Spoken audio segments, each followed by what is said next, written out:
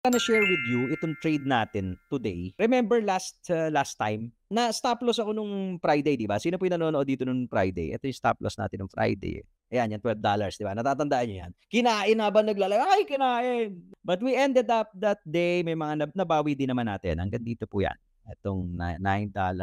We ended up mga positive din during that day. Now, I wanna share with you kung paano po mag-run ng profits. Paano ba natin patatakbuhin yung profits natin kung meron na tayong profits? Kasi majority of the traders nagko-close ng trades ng mas maaga. Baliktad, no?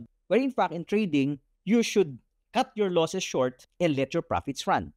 But how can you run your profits? So ganito po ginagawa natin. With proper position size and risk management, okay, kung nagte-trade po kayo ng gold, ito yung platform na Exness. Pag may nakikita tayo na A+ setup using RTPI trading system, which happened po kanina, A+ setup, meaning na-meet niya yung tatlong criteria.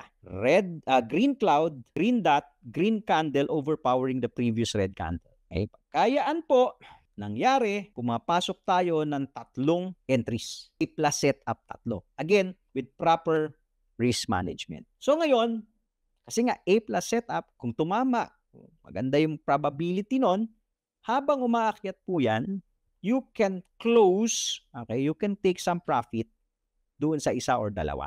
Tulad po nito, dalawa po ito. Yung isa, tinipi ko kagad, $8. Yung isa, nilagyan ko ng TP, $25. Ngayon, may natirang isa. Ito po yun. Okay? Yung $19. Running profits. What I did is to move my stop loss. Ayan po yung stop loss ko. To break even. Yan po. Yan. Okay? So, pagka po ito ay bumalik dyan sa 4032, mako-close tong trade ko at a break even. So, meaning to say, risk-free na po itong trade na to. Pero kung hindi niya tamaan yan, dire-diretso lang, we can run profits. Bakit po? Kasi pwede na tong ilaban. Dahil meron ka nang naiuwi oh. May panalo ka na. Panalo ka na dun sa dalawang trade mo, yung pangatlo, pwede mo na ilaban yan. Okay, pwede mo na i-run yan. Hanggang sa kung magbe-break man ng all-time high si gold. Again, sa platform ni Exness, pwede nyo pong gamitin yan. Actually, kanina po, kanina, A++ setup, kaya tatlo. Kaya medyo maganda yung conviction ko. Kasi kanina, remember yung sentiment tinuro ko sa inyo, no?